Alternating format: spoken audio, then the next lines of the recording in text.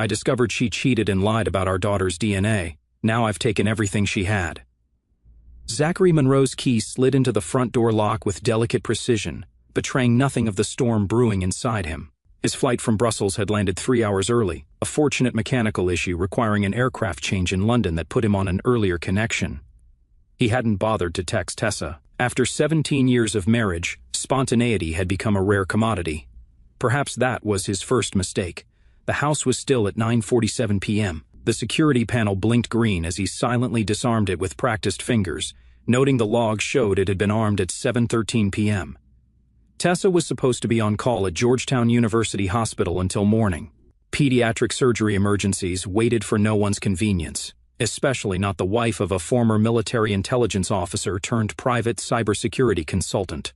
His tactical boots, worn from habit rather than necessity, made no sound on the marble foyer as he set down his carry-on.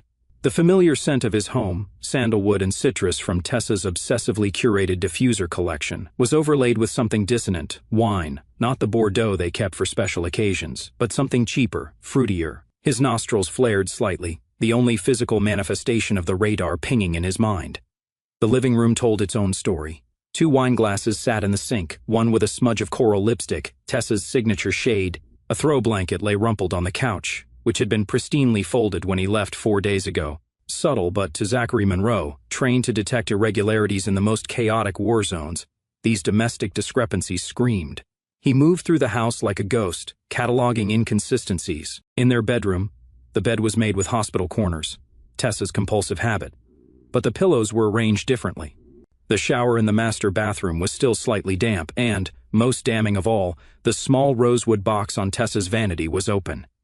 Inside, the antique emerald pendant that had belonged to his mother was missing. Tessa never wore it without asking. It was their unspoken agreement. The pendant was too precious, too laden with memory, to be treated casually.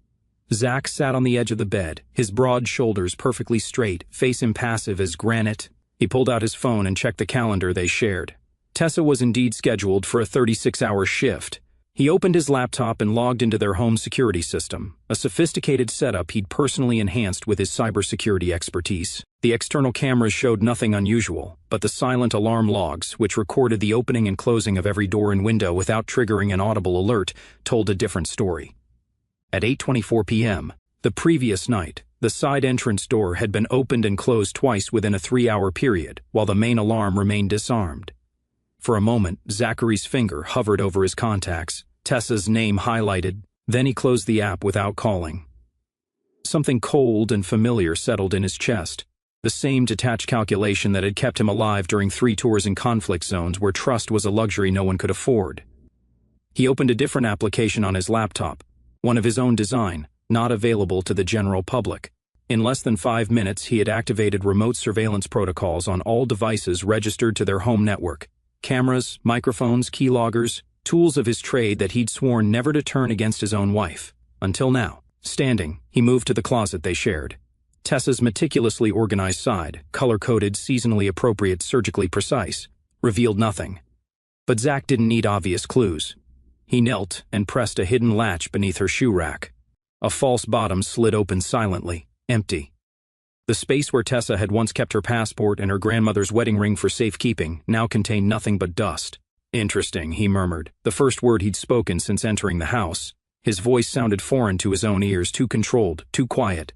Zachary closed the hidden compartment and returned everything to its exact position. He showered, washing away 20 hours of international travel, then dressed in fresh clothes. He made himself a protein shake in the kitchen, wiped down every surface he touched, and reset the security system to its armed state. To any observer, even Tessa with her attentive surgeon's eye, the house would appear untouched, exactly as she had left it.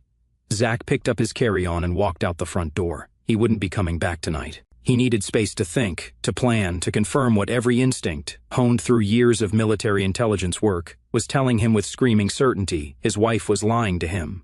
And if there was one thing Zachary Monroe understood with perfect clarity, it was that battlefield axiom: the first casualty of war is truth.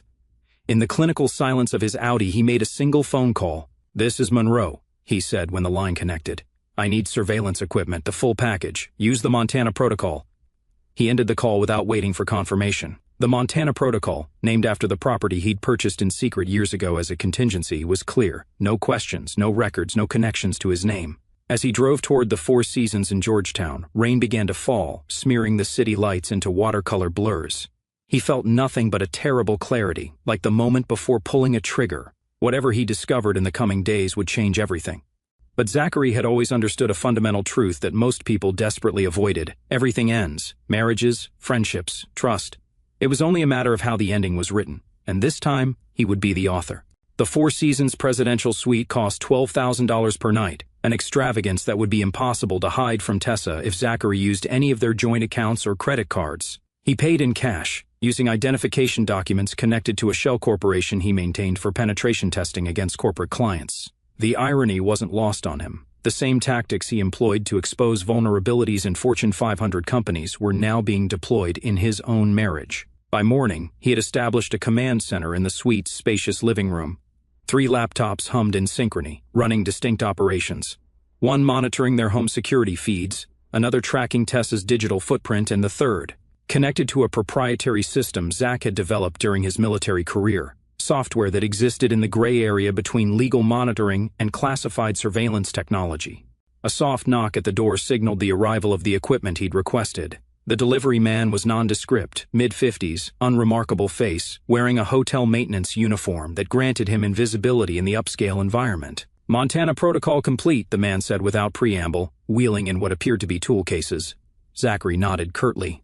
"Any complications?" "None, though your timeline is ambitious. It's necessary." The man, whose name Zachary deliberately never learned, departed without another word. Their association spanned 10 years, yet they knew almost nothing about each other. It was safer that way. Unpacking the cases revealed an arsenal of surveillance equipment, miniature cameras no larger than shirt buttons, audio recorders disguised as ordinary, household objects, GPS trackers smaller than postage stamps, and various digital interceptors designed to capture wireless signals and Bluetooth communications. Zachary worked methodically, preparing each device for deployment. His hands moved with the mechanical precision of muscle memory, assembling components that would become invisible eyes and ears in his own home. The betrayal he suspected demanded verification, cold, indisputable evidence that would stand up to legal scrutiny. Because if his suspicions proved correct, this would end in court, and Zachary Monroe did not lose. At 10:13 a.m., his phone chimed with an alert. Tessa had sent a text, "Miss you. Surgery ran long. Sleeping at hospital. Home tomorrow morning. Love you." He stared at the message, analyzing each word with the detachment of a codebreaker. The timestamp on her last keycard swipe at the hospital showed she'd left the building at 8:47 p.m. the previous evening. She had not returned. "Sloppy," he murmured, taking a screenshot of both the text and the hospital security log he'd accessed through a backdoor he'd created months ago. Not out of suspicion then, but habitual security consciousness. While maintaining remote surveillance, Zachary spent the day reconstructing their life together through financial records, phone logs, and calendar appointments. He created a meticulous timeline spanning the past 18 months, when Tessa's behavior had first begun to change in ways so subtle he attributed them to stress from her promotion to department head. The patterns emerged slowly, then with unmistakable clarity.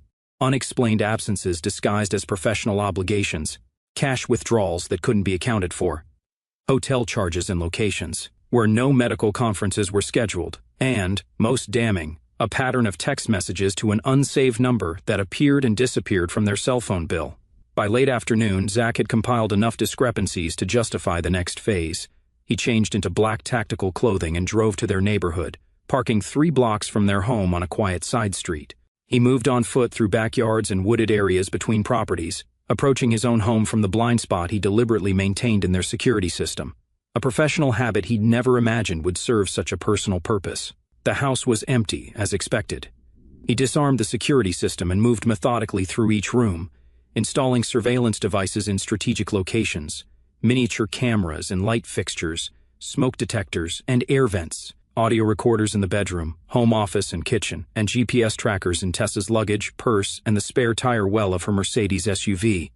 In their bedroom, he hesitated beside her pillow, overcome by a rare wave of emotion. For a moment, the enormity of what he was doing, violating the privacy of the woman he'd loved for nearly 2 decades, threatened to overwhelm his calculated detachment. Then his gaze fell on the empty space in the rosewood box, where his mother's pendant should have been, and the moment passed.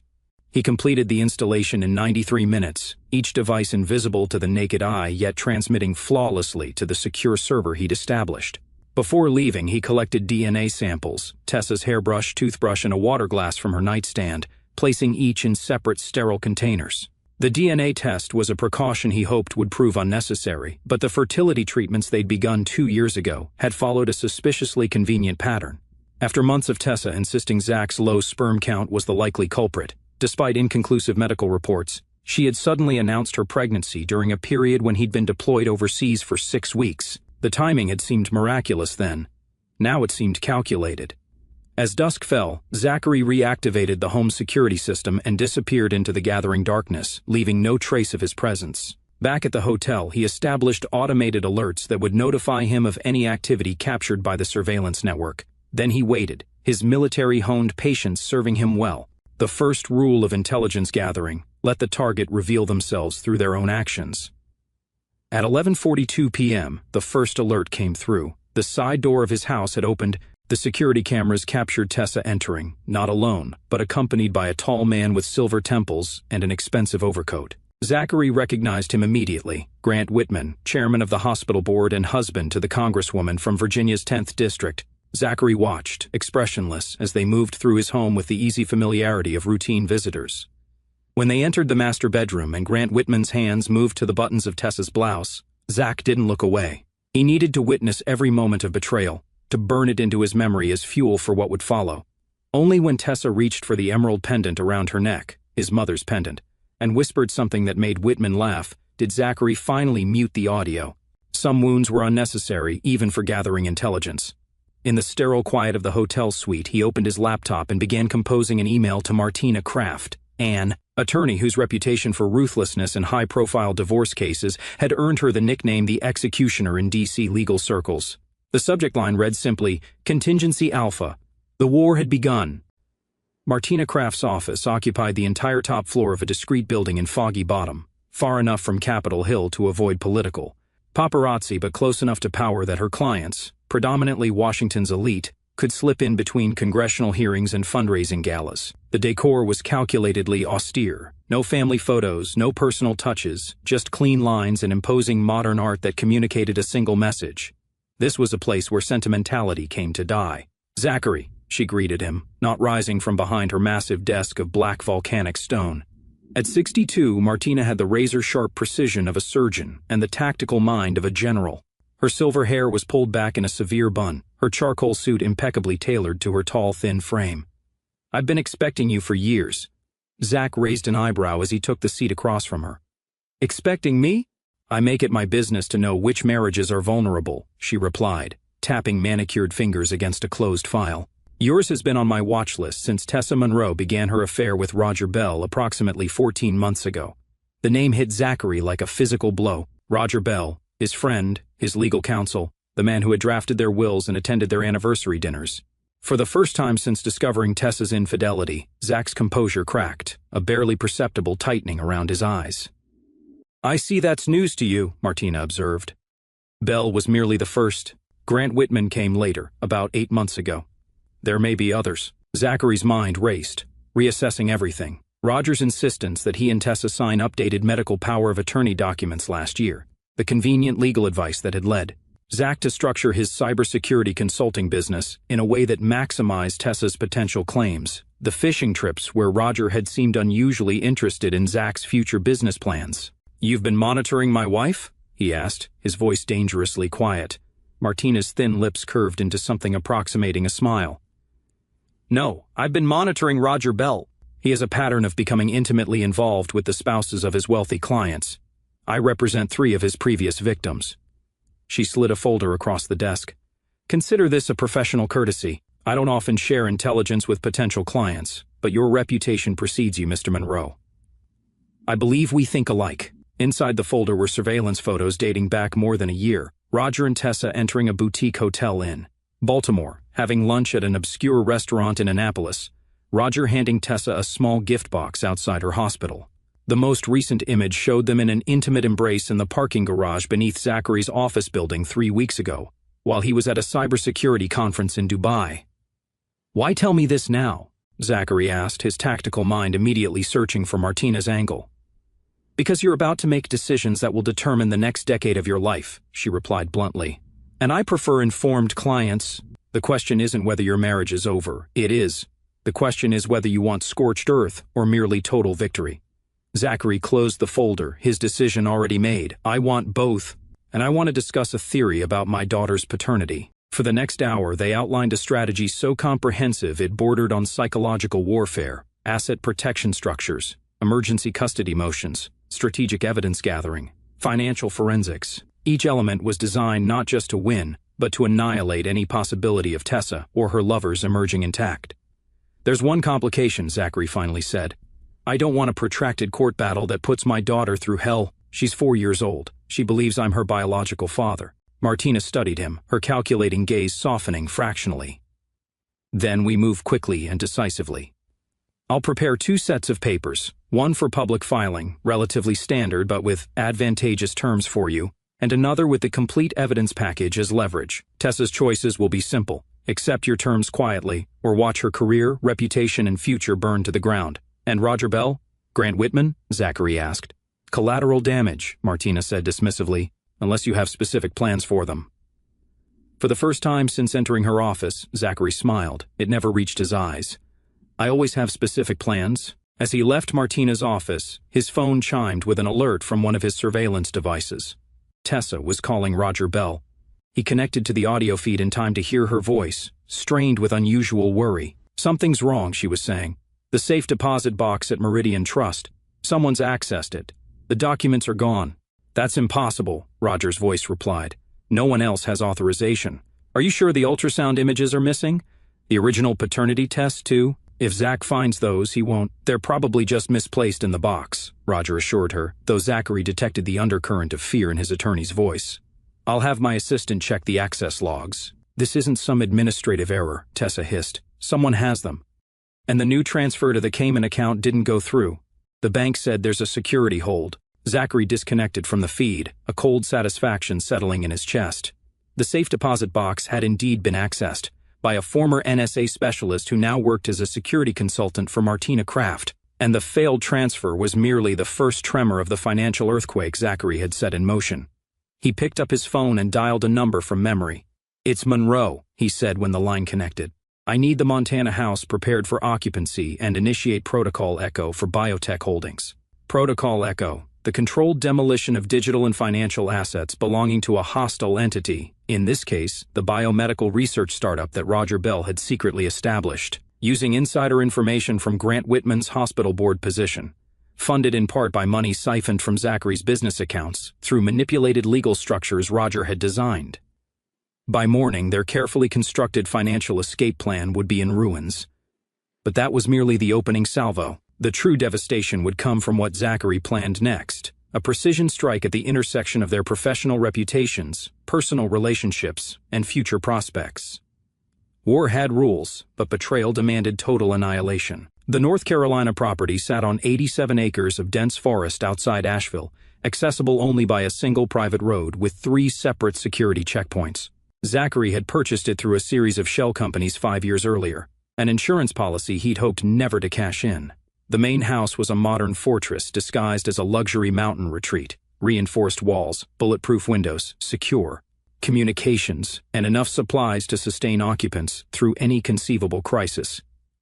It was here that Zachary brought Lily, his 4-year-old daughter, on what he told Tessa was a special daddy-daughter weekend while she attended a fabricated surgical conference in Baltimore, a lie she couldn't challenge without revealing her own deception. Is Mommy coming later? Lily asked as they drove through the final security gate, her small face pressed against the window of his Range Rover, eyes wide at the glimpse of a deer darting between pine trees. Not this time, sweetheart, Zachary replied, his voice gentle in a way few people ever heard. This is our special place. He watched her in the rearview mirror, dark curls, serious eyes, her features a perfect blend of Tessa's delicate bone structure and someone else's coloring, not his own. The DNA test had confirmed with 99.97% certainty that he was not Lily's biological father, but genetics were irrelevant now. She was his daughter in every way that mattered. The house came into view, a sprawling structure of stone and glass that seemed to emerge organically from the mountainside. As they parked, Elena Vasquez appeared on the wide front porch. In her mid-60s, Elena had been Zachary's field coordinator during his military intelligence days before retiring to a consulting role in his cybersecurity firm. She was the only person besides Martina who knew the full scope of his plan. "Mr. Monroe," she greeted him formally, then broke into a warm smile for Lily.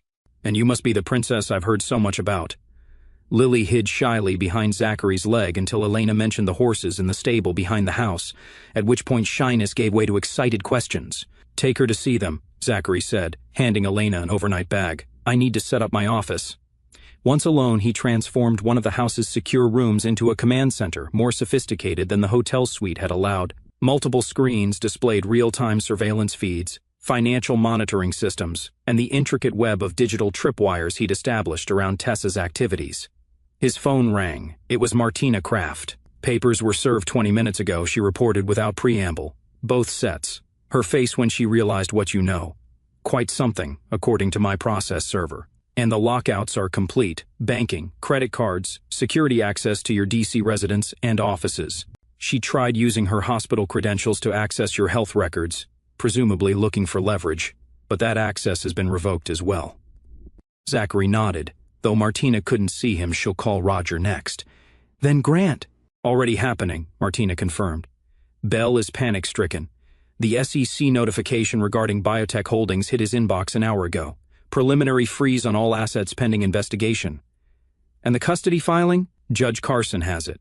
Given the evidence of parental alienation and potential flight risk, he's inclined to grant the emergency order, especially with the financial evidence of her plans to leave the country with Lily. Evidence that Zachary had meticulously constructed, true in essence, if not in every detail. Tessa had indeed researched living abroad with a child and consulted an international custody attorney. The context might have been theoretical, but the digital breadcrumbs were damning when presented alongside her affairs and financial maneuvers. "She'll deny everything," Zachary said, watching a surveillance feed that showed Tessa pacing in their Georgetown home, phone pressed to her ear. "Of course, but denial requires credibility. By this time tomorrow, she'll have precious little of that left." Martina's tone held grim satisfaction. "The hospital board receives the ethics complaint at 9 a.m. Congressman Whitman's office gets the financial documentation showing his wife's money-funded biotech at 10 a.m., and the Bar Association's disciplinary committee gets the evidence on Roger Bell at noon. Perfect," Zachary said. Then, more softly, "How's the security on this location?" Martina understood the real question.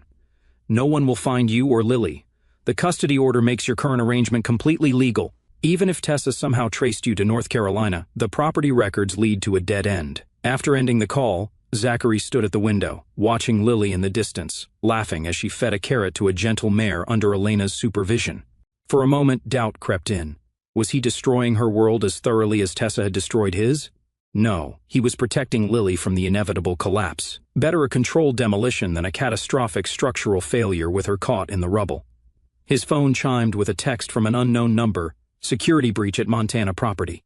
Mechanicals only, human surveillance suspected. Montana, the code word for his Georgetown house. Someone was watching it, likely using the same tactics he himself employed." Tessa must have hired private security. It was an expected development, but it had come sooner than anticipated. He would need to accelerate the timeline. Zachary typed a single response: "Initiate Protocol Sierra." Protocol Sierra, named for scorched earth, was the final phase of his plan. It would leave no room for countermoves or reconciliation. By morning, the lives of everyone who had betrayed him would be irrevocably altered. A small voice interrupted his thoughts. "Daddy, come see the horses," Lily called from the doorway, her face flushed with excitement. He turned from the window, forcing his features into a smile that belied the cold calculation behind his eyes. "Coming, sweetheart." For the remainder of the day, Zachary compartmentalized with military precision, devoted father during dinner, bedtime stories, and tucking Lily in, ruthless strategist during the hours after she fell asleep. He moved digital assets, authenticated documentation, and coordinated with a network of allies whose loyalty had been secured through years of careful relationship building. At 3:17 a.m., the first evidence package was automatically delivered to every member of the hospital ethics board. Video footage of Tessa Monroe and Grant Whitman in intimate situations on hospital property, accompanied by financial records showing preferential treatment for Whitman's research projects. At 4:22 a.m., Congresswoman Diana Whitman received an anonymous email containing proof of her husband's affair and his misappropriation of campaign funds to finance it. At 5:45 a.m., the managing partners of Bell's law firm were presented with evidence that he had systematically betrayed client confidentiality while engaging in conflicts of interest so egregious they threatened the firm's very existence. By dawn, Zachary's enemies were fighting for their professional survival, unaware that these devastating revelations were merely the public face of a much deeper destruction occurring behind the scenes in their bank accounts, digital footprints, and legal vulnerabilities. Elena found him in the command center as sunrise painted the mountains gold and crimson. She set a cup of black coffee beside his keyboard without comment. "Is it done?" she finally asked, her voice neutral. Zachary looked up from his screens, his eyes bloodshot but clear. "Phase 1 is complete. Phase 2 begins at the preliminary hearing." He turned back to the monitors, where Tessa could be seen frantically packing a suitcase in their bedroom, tears streaming down her face as she shouted into her phone. "And after that," he said quietly, "nothing will ever be the same." The Georgetown University Hospital Board of Directors convened an emergency session at 7:30 a.m., 2 hours before their regular monthly meeting was scheduled to begin. The boardroom, normally a venue for measured discussions of budgets and medical protocols, crackled with tension as Grant Whitman found himself facing his colleagues, not as their chairman but as the subject of their deliberations. "These allegations are preposterous," Whitman declared, his silver hair immaculately styled despite the early hour and the crisis that had pulled them all from their breakfasts. A clear attempt at character assassination from a disgruntled employee.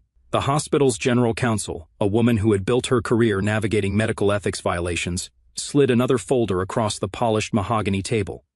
"These are not merely allegations, Dr. Whitman. The evidence includes time-stamped access card records showing you and Dr. Monroe entering restricted areas after hours, financial transactions linking you to questionable research funding allocations, and," she hesitated, her professional demeanor momentarily cracking, "video documentation that I won't describe in this forum." Before Whitman could respond, the boardroom door opened. A young assistant entered, visibly uncomfortable, and whispered something to the general counsel. The woman's expression tightened as she nodded. "It appears," she announced to the silent room, "that the Washington Post has received the same documentation we have. They're requesting comment for an article running in tomorrow's edition." Across town, in the tasteful Kalorama Heights home of Congresswoman Diana Whitman, a similar scene unfolded with considerably more volume. 23 years of marriage, Diana seethed, hurling an antique vase against the wall beside her husband's head with the precision of a former collegiate softball pitcher. "3 campaigns where I stood smiling beside you while you were fucking some surgeon half my age." Grant Whitman ducked as a crystal paperweight, a gift from a major donor, shattered against the bookcase. "Diana, please, we can fix this. The allegations are being taken out of context." "Context?" She barked a humorless laugh. "The context is that you used my campaign donor list to fund your little medical startup with your mistress. The context is that you've made me look like either a fool or a co-conspirator. The context is that the ethics committee is meeting in 2 hours, and my chief of staff has received inquiries from the Justice Department." Before Grant could form a response, both their phones buzzed simultaneously, an unusual occurrence that immediately silenced the domestic battle. They reached for their devices with the synchronized movement of a long-married couple, an irony not lost on Diana. Breaking news alerts illuminated both screens, hospital board chairman and prominent surgeons suspended amid ethics investigation. The story beneath featured Grant's official hospital portrait, alongside a candid photo of Tessa Monroe in surgical scrubs. Diana looked up from her phone, her political instincts already calculating the damage control required. "Get out," she said, her voice suddenly calm. "My security detail will escort you to a hotel. My attorney will contact yours by noon." In a third location, the prestigious offices of Bell, Richardson, and Walsh, senior partner Roger Bell faced a different but equally devastating reckoning. The firm's managing partners had convened in the conference room that bore their names on frosted glass doors. The evidence arrayed before them documented years of ethical violations, confidentiality breaches, conflicts of interest, and the systematic exploitation of client information for personal gain. "The Bar Association has been notified," senior partner Walsh said, pushing his glasses up his nose. "They have expedited the review, given the sensitive nature of the accusations." "This is a misunderstanding," Roger insisted, sweat beading on his forehead despite the room's aggressive air conditioning. "I can explain everything." "Explain betraying Zachary Monroe?" Richardson asked, eyebrows raised. "A client who trusted you with both his business interests and personal legal matters while you were sleeping with his wife? A man who, I feel compelled to remind you, has extensive connections in federal intelligence agencies. Roger blanched. Zach doesn't know, he can't. Walsh slid his phone across the table, displaying a news article. The evidence suggests otherwise. The article detailed the sudden collapse of biotech holdings amid SEC investigations into insider trading and financial improprieties. The company's stock, which had been preparing for a highly anticipated IPO, had plummeted 87% in pre-market trading. Among those named in the investigation were Dr. Grant Whitman, Roger Bell, and Dr. Tessa Monroe. Your partnership is suspended, effective immediately, Walsh announced. Security is packing your office. We expect your resignation by close of business. At that exact moment, in a sleek downtown office tower, Zachary Monroe sat across from the FBI's Financial Crimes Division chief, presenting a carefully curated selection of evidence that implicated Roger Bell and Grant Whitman in a sophisticated fraud scheme, while carefully excising any details that might reveal his own involvement in uncovering or compiling the evidence. I discovered these irregularities during a routine security audit, Zachary explained, his demeanor professional and cooperative. Given the sensitive nature of the information and the individuals involved, I felt obligated to bring it directly to you. The FBI director, a career investigator who had known Zachary during his military intelligence days, nodded thoughtfully. This is comprehensive, Zach. Almost as if you've been building this case for months. Zachary met his gaze steadily. Just thorough, sir. When I discover a breach, I document everything.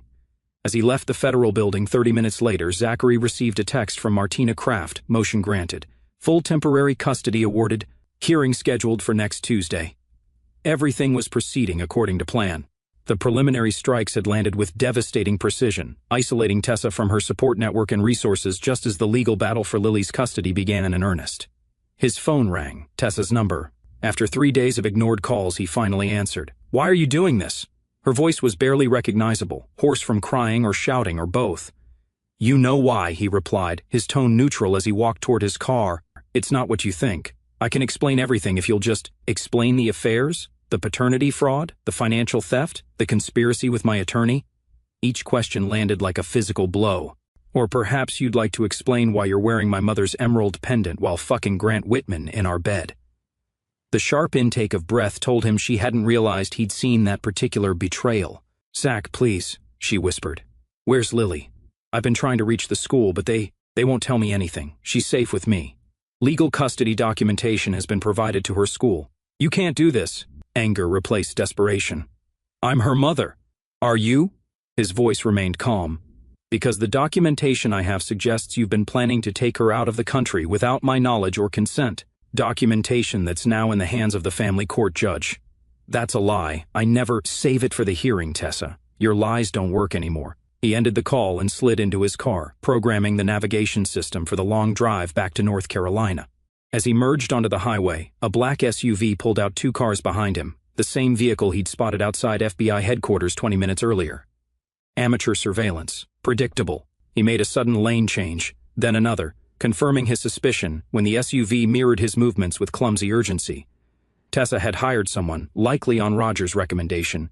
Before their world imploded, Zachary allowed himself a thin smile as he tapped a sequence on his phone, activating a cascade of countermeasures. His license plate electronically changed digits, and the car's GPS signature began broadcasting from a phantom vehicle heading toward Baltimore. Let them chase ghosts. He had more important matters to attend to. Lily was painting at the kitchen table when Zachary returned to the North Carolina property the following afternoon, her small face scrunched in concentration as she swirled watercolors across thick paper. Elena stood nearby, chopping vegetables for dinner with the precise movements of someone who had once field-stripped weapons in active war zones. "Daddy!" Lily abandoned her artwork to launch herself into his arms. "I made you a picture of the horses."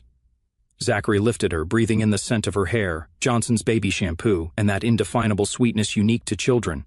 In these moments, the cold, tactical part of his mind receded, replaced by something fierce and protective that would have surprised anyone who knew only his professional persona. "It's beautiful," he said, examining the colorful blur she proudly displayed. "We'll hang it in a special place."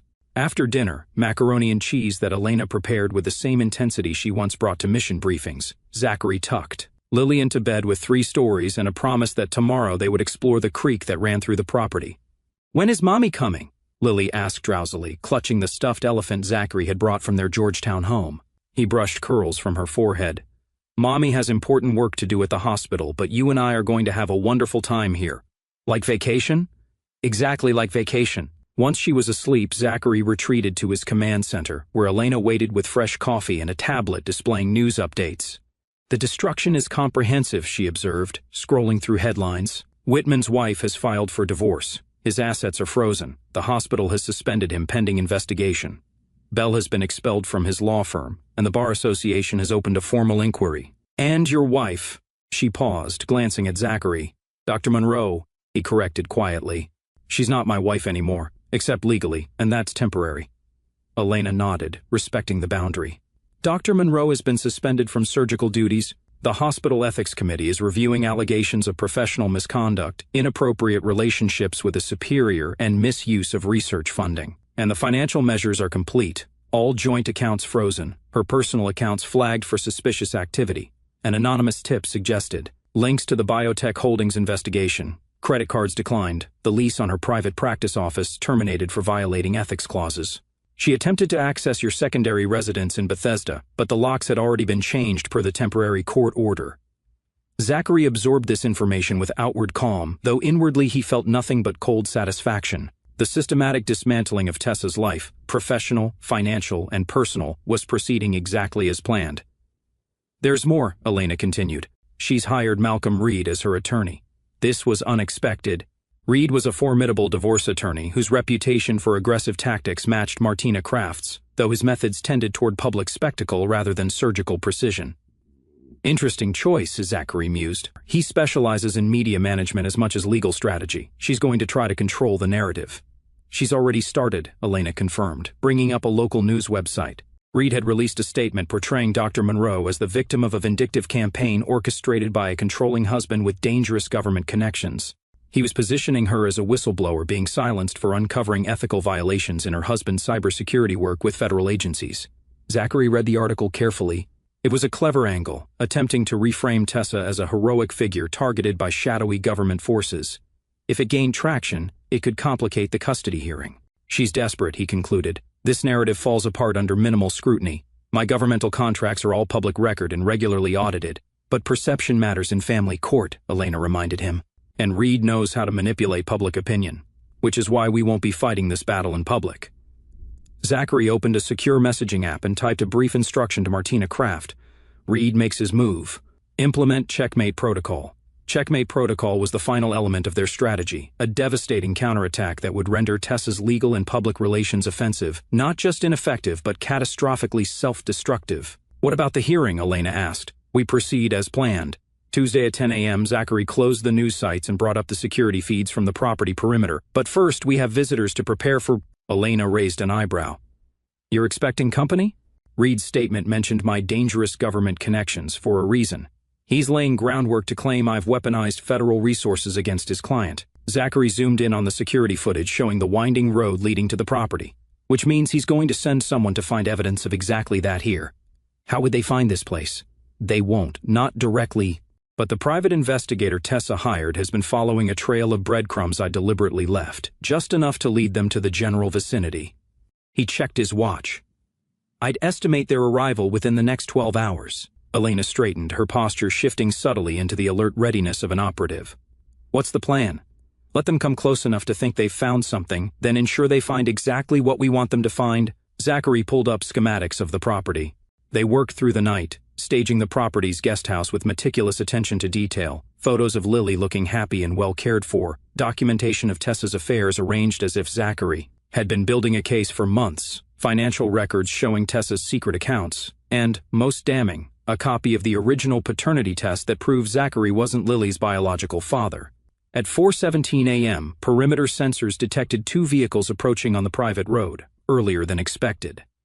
Zachary monitored their progress through night vision cameras disguised as ordinary security lights. 3 men in tactical gear moved with the practiced coordination of former military or law enforcement, now working in the private sector.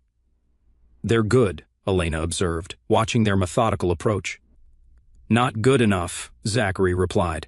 He tapped a command on his tablet, and subtle landscape lighting activated along a particular path, one that appeared random but would subconsciously guide the intruders toward the guest house rather than the main residence. While Elena remained in the command center monitoring the security feeds, Zachary moved silently through the main house to Lily's room.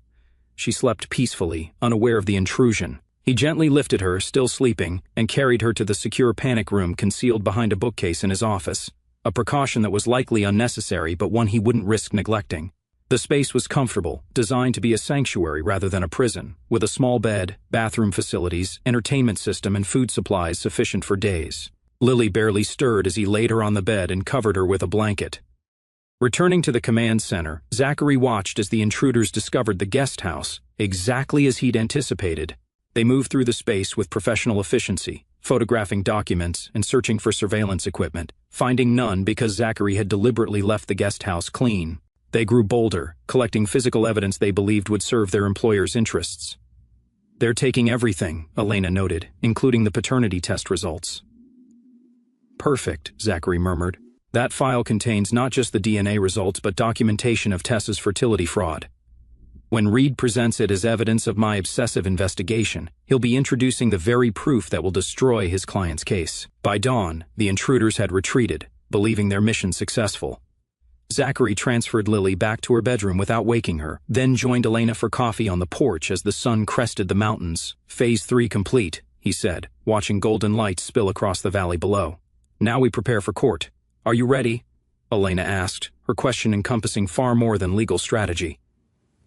Zachary considered this. The past week had been a calculated exercise in controlled destruction, the systematic dismantling of everything he had built with Tessa over 17 years. Yet beneath the tactical execution lay a pain he refused to acknowledge, a sense of loss that strategic victories couldn't fully erase. "I'm ready," he finally replied. "Not for reconciliation, not for closure, but for whatever comes next." Elena nodded, understanding.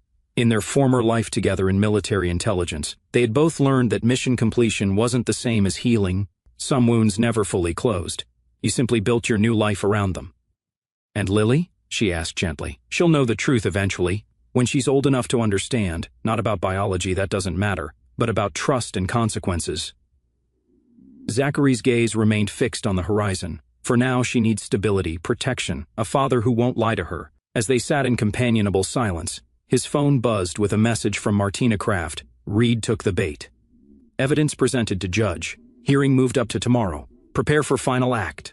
The North Carolina family court was housed in a red brick building, whose traditional architecture belied the sophisticated legal proceedings within.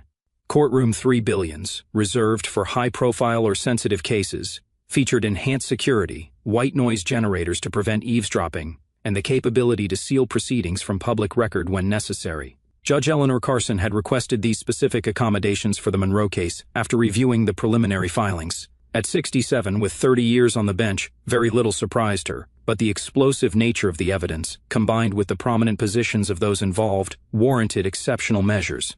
Zachary arrived precisely 45 minutes early, accompanied by Martina Kraft and a paralegal pushing a cart loaded with meticulously organized documentation.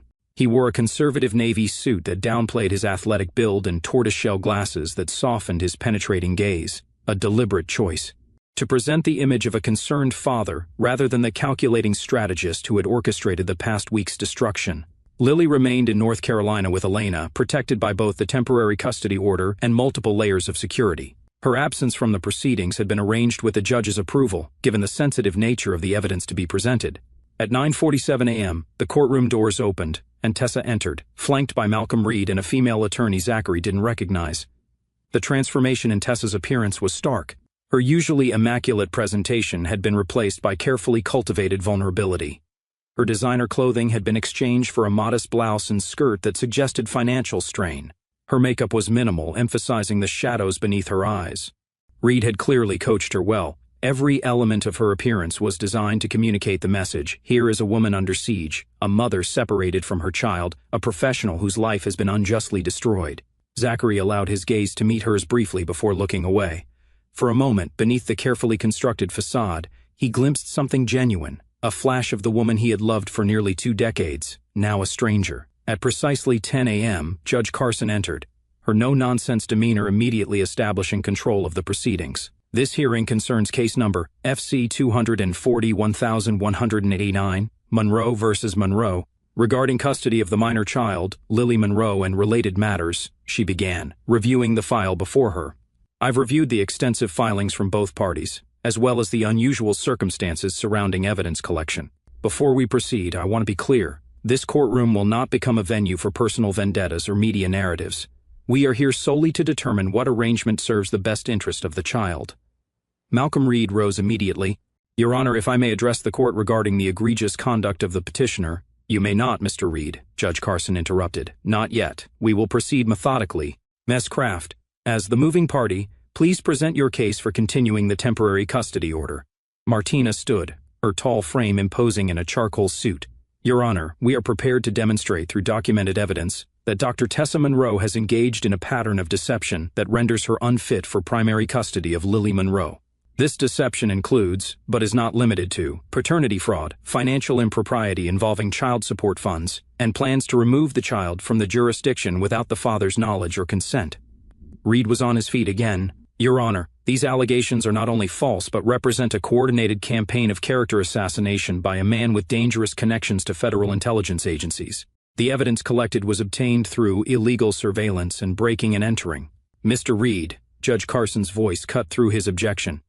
You presented that same evidence to this court yesterday, claiming it demonstrated Mr. Monroe's obsessive investigation of your client. You cannot simultaneously rely on evidence and challenge its admissibility. But, Your Honor, the manner in which it was obtained was through a licensed private investigator your client hired. According to the affidavit you yourself filed, Judge Carson's expression made it clear she wouldn't tolerate further interruptions. The evidence is admissible. Now, Ms. Kraft, please continue. For the next 2 hours, Martina methodically presented their case, DNA evidence proving Zachary was not Lily's biological father. Medical records showing Tessa had known this. Fact from early in her pregnancy. Financial transactions documenting her diversion of joint funds to secret accounts. And travel arrangements researched for international destinations with limited extradition agreements. When Zachary took the stand, he spoke with measured calm about discovering the betrayal, his concern for Lily's well-being, and his decision to protect her from the inevitable fallout of Tessa's actions. My only concern is Lily's stability and security, he testified. Biology doesn't matter to me. She is my daughter in every way that counts. But the pattern of deception Dr. Monroe has demonstrated poses a serious risk to Lily's emotional development and sense of security. Malcolm Reed's cross-examination was aggressive but ultimately ineffective. Each attempt to portray Zachary as controlling or paranoid was met with documentation that supported his concerns. When Reed tried to introduce Tessa's narrative about whistleblowing against government contracts, Zachary calmly produced audits and commendations that destroyed that angle entirely.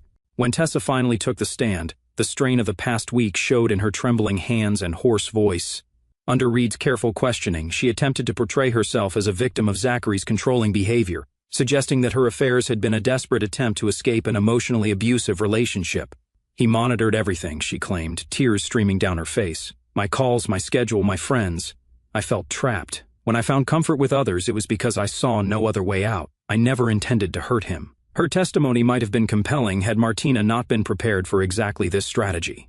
During cross-examination, she systematically dismantled Tessa's claims with text messages, emails, and video recordings that revealed a very different reality, Tessa laughing, about Zachary's ignorance with her lovers, planning financial maneuvers to maximize her position in a future divorce, discussing strategies to minimize his custody rights.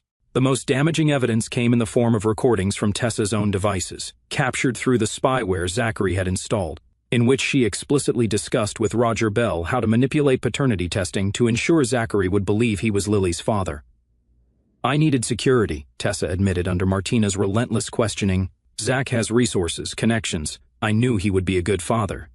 So you deliberately deceived a man about his paternity for financial security? Martina asked. It wasn't like that, Tessa insisted, but her credibility was in tatters. By the time closing arguments concluded, the outcome seemed inevitable. Judge Carson called a 1-hour recess before announcing her decision. During that time, Zachary sat alone in a small consultation room, declining even Martina's company. The victory he had engineered felt hollow now. The systematic destruction of Tessa's life, professional, financial, personal, had been executed with precision. Grant Whitman's career was in ruins. His marriage ended, his reputation destroyed. Roger Bell faced disbarment and potential criminal charges for financial misconduct and breach of fiduciary duty. And Tessa, the woman he had loved, built a life with, raised a child with, was a stranger, revealed to be an enemy. When court resumed, Judge Carson delivered her ruling with characteristic directness. This court finds that the best interests of the minor child, Lily Monroe, are served by awarding full legal and physical custody to Zachary Monroe. Dr. Tessa Monroe is granted supervised visitation rights, pending completion of psychological evaluation and parenting classes. The additional provisions were equally devastating.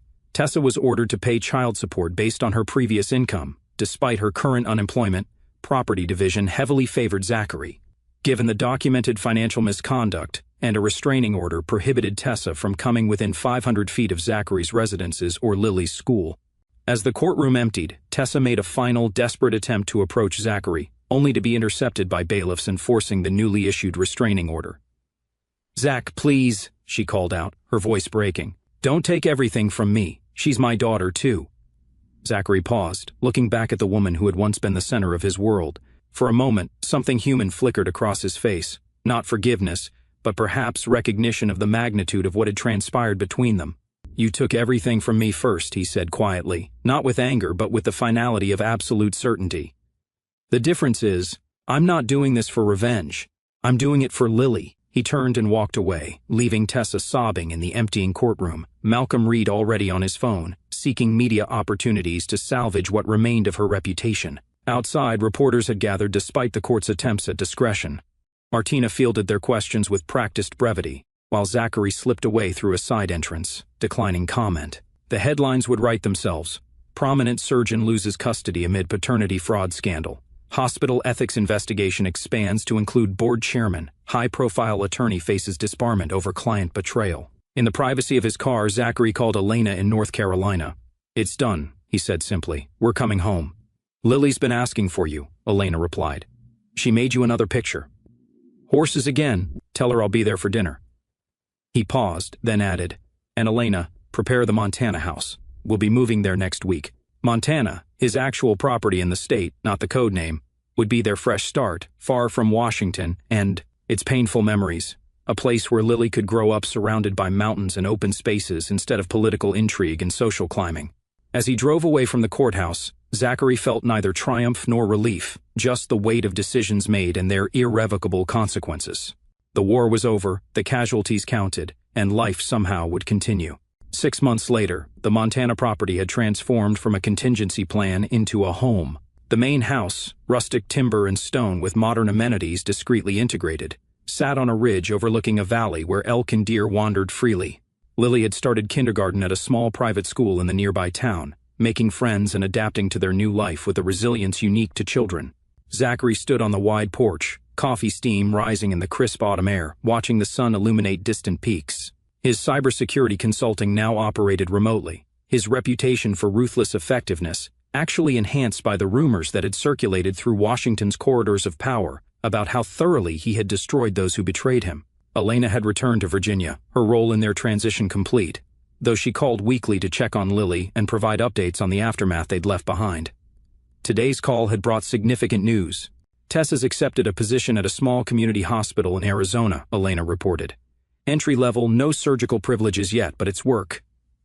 Zachary absorbed this information without comment. He had forbidden himself from following Tessa's downfall too closely, not out of compassion, but because obsession with revenge was a poison he refused to let contaminate his new life. Still, Elena kept him informed of major developments, believing he needed closure. "She's completed the court-ordered parenting classes," Elena continued.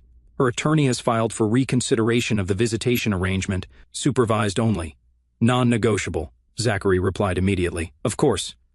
The request acknowledges those terms. After their conversation ended, Zachary remained on the porch, contemplating the new reality he had engineered. Grant Whitman had been indicted for financial fraud related to research funding misappropriation. Roger Bell had surrendered his law license rather than face a disciplinary hearing that would have exposed even more damaging details of his professional misconduct. And Tessa, brilliant, ambitious Tessa, was rebuilding from ruins,